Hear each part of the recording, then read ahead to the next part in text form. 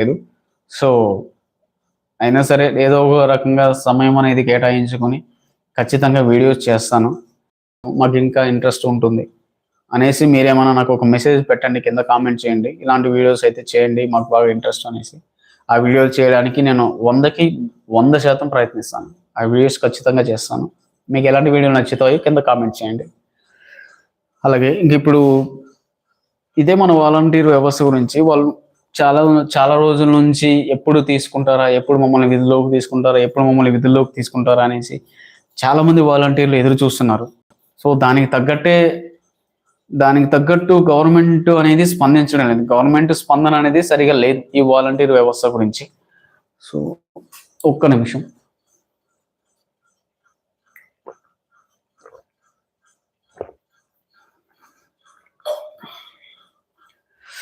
So ప్రభుత్వ స్పందన అనేది సరిగా లేనప్పుడు ఖచ్చితంగా దీని మీద పోరాడే హక్కు మనకుంటుంది. ఎందుకు అంటే ఒక వ్యవస్థని స్థాపించి ఆ వ్యవస్థకు సంబంధించి ఒక జీవో తీసుకొచ్చిన తర్వాతకి ఆ జీవోని కంటిన్యూ చేయాల్సిన, అది ఒక మంచి జీవో అయినప్పుడు, అది 10 మందికి ఉపయోగపడే జీవో అయినప్పుడు, 10 మందికి ఉపయోగపడే వ్యవస్థ అయినప్పుడు దాన్ని కంటిన్యూ చేయాల్సిన బాధ్యత ఏ ప్రభుత్వానికైనా ఉంటుంది. లైక్ ఒక ప్రాజెక్ట్ లాంటిది, ఒక పోలవరం ప్రాజెక్ట్ ఉంది. ఆ ప్రాజెక్ట్ని ఒక ప్రభుత్వం అనేది స్టార్ట్ చేసినప్పుడు అది ప్రజలకి ఉపయోగపడేది కాబట్టి, ప్రజలకి మేలు చేకూర్చేది కాబట్టి ఆ ప్రాజెక్ట్ని కంటిన్యూ చేయాల్సిన, ఒకవేళ గవర్నమెంట్ మారితే దాన్ని కంటిన్యూ చేయాల్సిన బాధ్యత మారిన గవర్నమెంట్ మీద పడుతుంది. అంతేలేగాని గత ప్రభుత్వం పట్టించుకోలేదు, గత ప్రభుత్వం స్థాపించింది, మేమెందుకు దాన్ని పూర్తి చేయాలి, గత ప్రభుత్వాన్ని స్థాపించిన దాన్ని మాకేం బాధ్యత ఉంటుంది అని చెప్పే రైట్స్ ఏ ప్రభుత్వానికి ఉండవు. ఎందుకంటే ప్రభుత్వం అనేది పనిచేసింది ప్రజల కోసం మాత్రమే.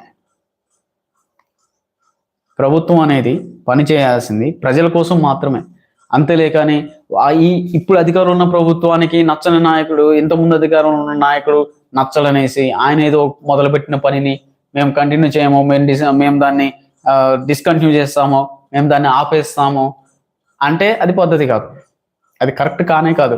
ఒక ప్రజానాయకుడు ఒక మాట్లాడాల్సిన పద్ధతి కానే కాదు. ఒక నాయకుడైన వాడు ఇలా ఆలోచించే విధానం కరెక్ట్ కానే కాదు అది.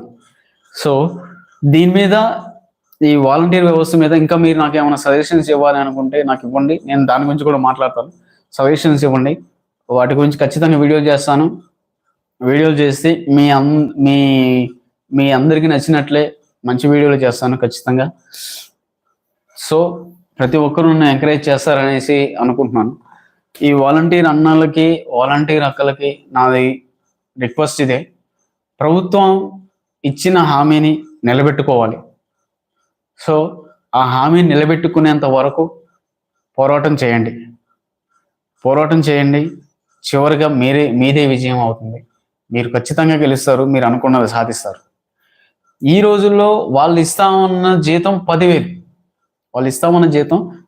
ఈ రోజుల్లో 10,000 రూపాయలు అంటే చిన్న విషయం కాదు. ఒక కుటుంబం నడుస్తుంది, ఒక 4-5 ఉన్న కుటుంబం 10,000 రూపాయలతో ఈజీగా ఒక నెల రోజులు బతుకుతారు, చాలా హ్యాపీగా బతకవచ్చు. సో దయచేసి వాలంటీర్ అన్నలకి, అక్కలు, ప్రతి ఒక్కరు కూడా గవర్నమెంట్ని రిక్వెస్ట్ చేయండి. గవర్నమెంట్, ప్రభుత్వ అధికారులతో మాట్లాడండి. మనకి కావాల్సిన దాన్ని మనం సాధించుకోవాలి.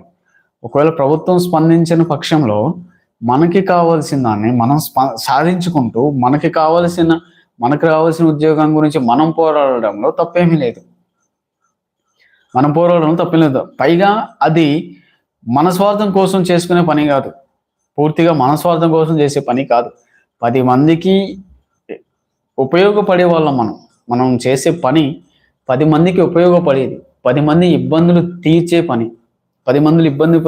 తీర్చే పని కాబట్టి దాని గురించి ఇంకా ఎక్కువ పోరాడొచ్చు మనం. ఇంకా ఇలాంటి ఉద్యోగాలు చేస్తున్నందుకు కొంతమంది మనస్ఫూర్తిగా ఫుల్ సాటిస్ఫైడ్గా ఫీల్ అయ్యే వాళ్ళు కూడా వాలంటీర్స్ కొంతమంది ఉన్నారు అన్నమాట. ఆ వాలంటీర్స్ అలాంటి వాళ్ళు కూడా వచ్చే జీతం కోసం కంటే 10 మందికి మేలు చేస్తున్నాము